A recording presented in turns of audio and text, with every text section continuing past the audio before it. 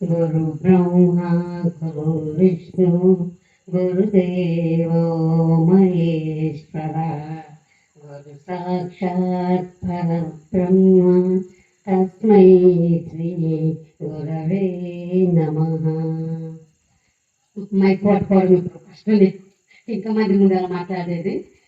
అయితే మా అమ్మగారికి మేము 5 మంది సంతానము, అందులో నేను 3వ ఆమెను, 5 మంది, ముగ్గురు మగ పిల్లలు అనమాట.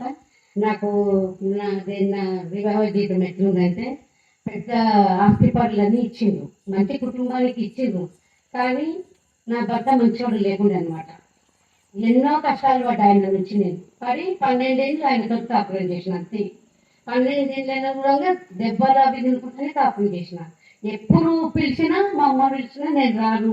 నేను ఒకటే అనుకుంటుంటే ఏదైనా ఒక కాగితం రాసి అక్కియాలి, నేను చావాలి, నేను నా పిల్లలు, నా శేషాలను కూడా మా అమ్మకి మిగిలియద్దు అని అనుకునేదాన్ని. అంత కష్టపడ్డా అనమాట. అట్లా అన్నాక ఇంకా లాస్ట్కు మా నాన్న మా తమ్ముడు వచ్చి, వద్దు నువ్వు అట్లాంటివి ఏమి చేసుకోవద్దు, నువ్వు మా ఇంట్లో పెట్టుకుంటాము, మంచిగా చూసుకుంటాము, నువ్వు రా, నీకు కష్టం అనిపినప్పుడు ఇప్పుడు రాకు, నువ్వు నీ ఇష్టం వచ్చినప్పుడు నువ్వు రా అని అంటే, ఇక నా భర్త బాధ నుంచి ఇక నేను మా అమ్మ ఇంట్లో పోయి 14-15 ఏళ్ళు మా అమ్మ నాయన సంరక్షణనే నేను అనమాట. అట్లా ఉంది. ప్రైవేట్ స్కూల్ 100 రూపాయల జీతంతో చేసిన స్కూల్ టీచర్గా. అప్పుడు 76లో నేను ఇంటర్ ఫస్ట్ ఇయర్ చేసిన. ఇంటర్ ఫస్ట్ ఇయర్ చేస్తుంటే కూడా గొప్ప కుటుంబము, పెద్ద ఆస్తి పనులని పరీక్షలు కూడా రాయకుండా పెళ్లి చేసేసిన.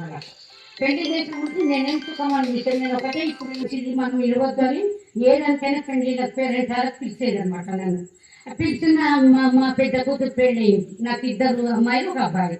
పెద్ద కూతురు పెళ్ళి అయినప్పుడు మా అత్తగారు అందరూ సహకారం చేసి పెళ్లి చేసిండ్రు.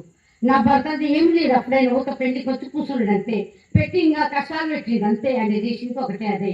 ఇక అట్లయినాక నేను ఇట్లా సంపాదించుకున్నాక మంచిగా 2వ బిడ్డ పెళ్లి చేసినాక నా కొడుకు బిడ్డ నా కొడుకు పెళ్లి వరకు మా భర్త చనిపోయాడు. కరెంట్ షాక్ కొట్టి చనిపోయినంత వరకు వీడియోనే ఉన్నాం ఇద్దరం. కరెంట్ షాక్ కొట్టి చనిపోయాడు అనమాట. చనిపోయినాక ఇంకా ఇది నా కొడుకు పెద్దగా అయినాక ప్రైవేట్ అయినా ఆయన నుంచి మంచి గౌరవం, మంచి పేరు తెచ్చుకోండి. నాకు ఆ సంస్కారం మంచిగా వచ్చింది. ఎట్లా అంటే మా అమ్మ నాయన చిన్నగా ఉన్నప్పటి నుంచి భక్తి మార్గం. మా అమ్మ చిన్నగా ఉన్నప్పుడైనా మా అమ్మ చదువుతుండే, నేను ఏదైనా విషయం వచ్చేటప్పుడు తన భగవద్గీత రామాయణం చదువుతుంటే నేను ఇంటి. అట్లా నా కొడుకు కూడా చాలా భక్తి భావం వచ్చింది, వాళ్ళతోటి ఎక్కువ వెళ్ళింది అనమాట. అట్లా ఆ భక్తి భావంతో ఇప్పుడు మంచిగా అయ్యిండు. ఇప్పుడు తను మంచిగా అయినప్పుడు నేను కూడా సంతోషంగా ఉన్నా. ఎక్కడ పోయినా ఏటికన్నా అమ్మ జాగ్రత్తగా మంచిగా చెప్తారు. ఏ కార్యక్రమాలు అయితే తిరుగుతుంది. ఇట్లా సత్సంగాలకు వచ్చినాక నాకు యశోదక్క పరిచయం అయింది బాగా. గంగాపురం మాసం పోతే అక్కడ పరిచయం అయింది. పరిచయం అయినాక అక్కడిక్కడ పారాయణ లేకుంటే తొలకపోయింది అనమాట. అట్లా తొలకపోక నుంచి భగవద్గీత నేర్చుకున్నా. విష్ణు సహస్రనామం చదవనికి రాకుండే అది, లలితా సహస్రం, ఇవన్నీ నేర్చుకుని ఇప్పుడు ఎంత సంతోషంగా ఉంటుంది, అంత సంతోషంగా ఉంటా. ఇప్పుడు ఏమనిపిస్తుందంటే మనము మనకు 84 జీవరాశుల్లో మానవ జన్మ వచ్చింది. అట్లాంటి మానవ జన్మను మనం వృధా చేసుకోవద్దు. అయిపోయింది. అజ్ఞానంతో ఉన్నప్పుడు అజ్ఞానంతో ఉన్నాం, ఇప్పుడు జ్ఞానంలోకి వచ్చినాం. కాబట్టి మనం ఏది చేసినా త్రికరణ శుద్ధిగా చేయాలి. మన మాట, మన చేస్తాం, మన కర్మ 3 ఒకటేలా ఉండాలి అనేది అనిపిస్తుంది. ప్రతి క్షణం అట్లా పాటించాలి అనే భావన కూడా నాలోనే ఉంటుంది. ఇంకేముంది, ఇప్పుడు మనం వచ్చినాము, ఇప్పుడు మనకు ఒకరు మంచి పని చేస్తే ధన్యవాదాలు చెప్తాము. మన దేవుడు మనకి ఎన్ని ఇచ్చిండు, పొద్దున్న లేక మనకి ఎన్ని ఇచ్చిండు, మనం మనకి ఎన్నిసార్లు ప్రార్థన చేస్తున్నాము, ఏం ధన్యవాదాలు చెప్తాము అనేది ఊకే నా మనసులో ఉంటారు. అట్లా కూడా ఊకే మనము ఏ దానికైనా మన కృతజ్ఞత తెలిపాలి. మనలోనే ఉన్న పరమాత్మకు మనం కృతజ్ఞత తెలిపాలి. మనకి ఎన్ని ఇచ్చిండు, ఎన్ని చేస్తుండ్రు. మనకు ఒక కవేమో ఇప్పుడు మనకు ఒక పని పోతే ఎన్నో వేలు ఖర్చు. దేవుడు ఇచ్చిన అవయవాలు కోట్ల ఖర్చుతో మనకి మన శరీరంలో ఇచ్చిండు. అట్లాంటి ఆయనను మనం ఎప్పుడు కలుసుకోవాలి, మంచిగా ఉండాలి, న్యాయ మార్గంలో ఉండాలి, నీతి మార్గంలో ఉండాలి, ధర్మ మార్గంలో ఉండాలని అనేది అనిపిస్తుంది. ఇంకా నాకేమనిపిస్తుంది అంటే లోపల మన అంతరాత్మ గురించి తెలుసుకోవాలి. లోపల మనము తపన చేయాలి. మనం ఏంటి భూమి మీద తెచ్చింది ఎందుకు, మనం ఏం చేస్తున్నాము, ఉండాలి సంసారంలో ఉండాలి. 50% జ్ఞాన మార్గంలో ఉండాలి అనేది ఈ సత్సంగాల నుంచి వచ్చినాక ఎన్నో విషయాలు తెలిసింది. ఇప్పుడు సంతోషంగా ఉంటున్నా, మంచిగా. మనకి ఏమనిపిస్తుంది అంటే వాళ్ళ గొప్పతనాన్ని చూసి నాకు ఇట్లాంటి వాళ్ళు బంధుత్వాలు ఉన్నారు కదా అని చెప్పి మన ఇల్లు తక్కువ ఉన్నా, మనకి ఇంట్లో వస్తే లేకపోయినా, మనకు తినడానికి కూడా ఇబ్బంది ఉన్నా, మరి ఇంట్లో వాళ్ళు మనకి ఏదో కష్టాలు ఇబ్బందులు పెట్టినా అట్లాంటి వాళ్ళకి వెళితే ఎంతో సాంత్వన చెంది 2 రోజులు సెలదీరి వస్తాం అన్నట్టు. ఎందుకంటే అక్కడ ఇవన్నీ మర్చిపోయి ఎందుకు ఈ గొడవలని చెప్పి అట్లా ఈ రోజు కూడా కొన్ని కొన్ని కుటుంబాలు అలా ఉంటారు. మరి మన రత్నమాలమ్మ గారిని అలా, ఎందుకంటే చాలా మంది ఎవరైనా కూడా కుటుంబాన్ని అమ్మగారులు మాత్రం నిజంగా నాకు అనిపిస్తుంది చాలా చెప్పుకోలేని బాధల నుండి వాళ్ళు బయటపడుతుంటారు. అవి ఆ వయసులో పెళ్ళైన తర్వాత దాదాపుగా 40-45 సంవత్సరాల వరకు అసలు ఎటుబొలిని కట్టేసినట్టు ఒక జైల్లో ఉన్నట్టే ఉంటుంది వాళ్ళ పరిస్థితి.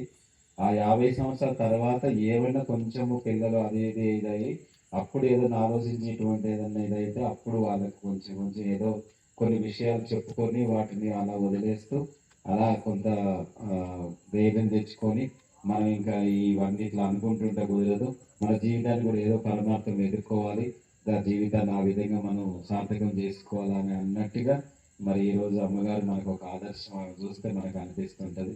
నిజంగా నేను ఇప్పటివరకు కూడా ఏమో ఇప్పుడు లేదా అమ్మగారు ఇప్పుడు ఈ సత్సంగం కూడా మనం ఎప్పుడు చేసుకోవాలనుకుంటాం. ఆ ఏకాదశి రోజు కూడా 4 మాటలు అనుకుంటే నాకే ఇక సమయం అయిందంటే టిఫిన్ చేయాలి, సమయం అయిందంటే టీ పెట్టాలి, సమయం అయిందంటే భోజనం చేయాలి, సమయం అయిందంటే పోతా ఇక అంటే ఆటోకి తెప్పించాలి. ఇంతే నాకు ఇక ఏకాదశి కానీ ఇక మళ్ళీ ఇక ఇట్లా సత్సంగం నెక్స్ట్ టైం నుండి నెక్స్ట్ ఏకాదశి నుండి ఎంతో కొంత సమయం మనం సత్సంగానికి ఉపయోగించుకోవాలి. అందరూ మనం ఇట్లా మన యొక్క మంచి దీన్ని మనం చెప్పుకొని వాటిని కష్టాన్ని అలా మనసు నుండి తీసేసుకుంటూ చక్కగా మనం ముందు జరిగే జీవితానికి ఒక పరమార్థాన్ని మనం చక్కగా సంపాదించుకోవాలి.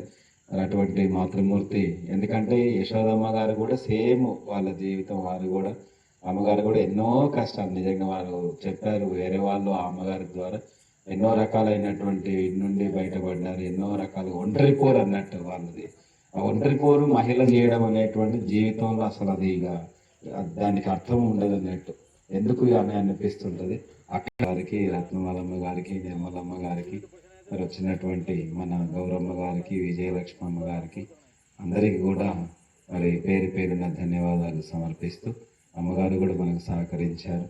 మరి ఈరోజు మనకు ఒక్క 2 నిమిషాలు అదే ఉపన్యాసం చెప్పారు, కానీ ఒక 2 మాటలు వారి యొక్క పరిచయం చేస్తే సరిపోతుంది. మన జనార్దన్